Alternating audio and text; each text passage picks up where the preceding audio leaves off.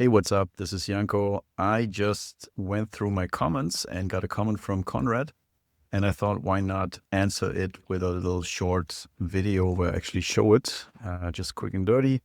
I do have a quite complex app that I'm just building right now, and I'm using all my new hacks that I mentioned in the video, in my last video, with the prompt templates. And Conrad asked, let me make this bigger a little bit. I hope this works. One question though, what do you mean by persisted learning in a Markdown file, or how to persist? What do you mean by that? Persisting learning in Markdown files. So I would just make an example here really quick. Let's maybe add a new composer. I do have a database repository pattern that I'm using. And I would just then ask the AI, can you please, I want to learn and understand more about the repository pattern that we are using to abstract the interaction with the database layer. Can you please draft a learning document to learning repo pattern.md? Also throw in some best practices in the Python world by doing a web search or combining our current approach with the findings of a web search. And then I would just maybe copy this. Well, I could type it out. Best practices. Let's copy a little bit. That's a cool thing about Cursor still. I don't know if Windsurf already has the web search capabilities. I think they added it in wave 2. I'm not sure.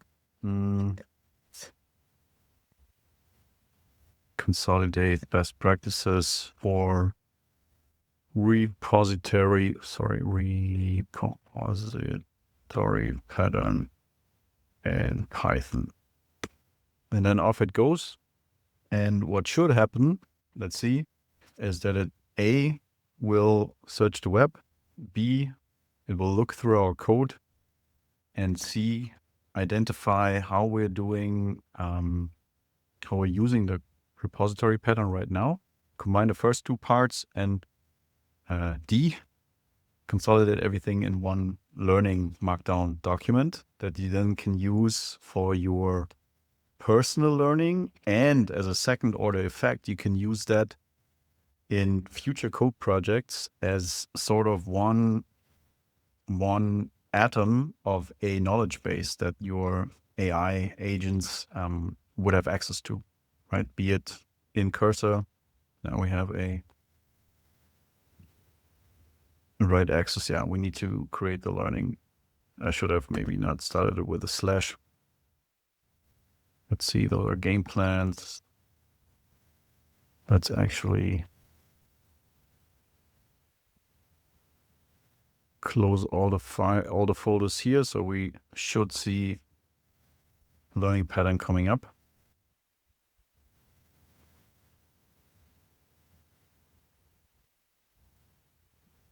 There it is. So we accept the file, and maybe if that works, open the preview. Yeah, so key concepts, the core components, that's what we basically using. We can kind of using a interface base class, an abstract class, and the concrete implementation, what are best practices. You know, you can tweak it any way you want, specific common patterns. Maybe I'll please add some actual explanation of the entire thing.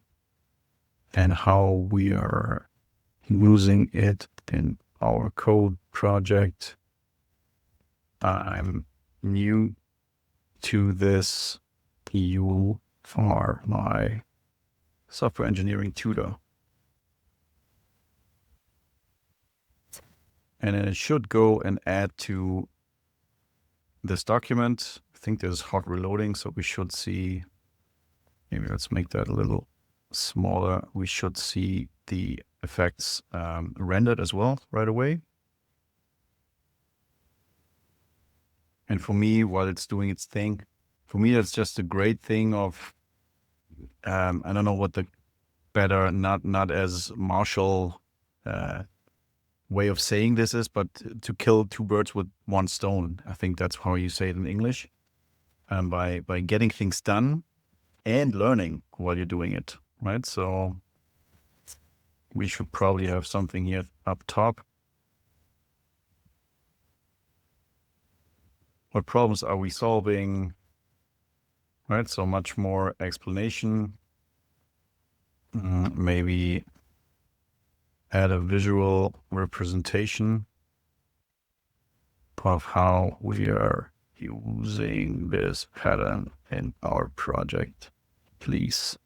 Still say please and thank you. I think it's just basic human decency towards whatever form of intelligence you're dealing with, be it a little ant or be it a silicon-based sort of intelligence. I don't actually distinguish that much.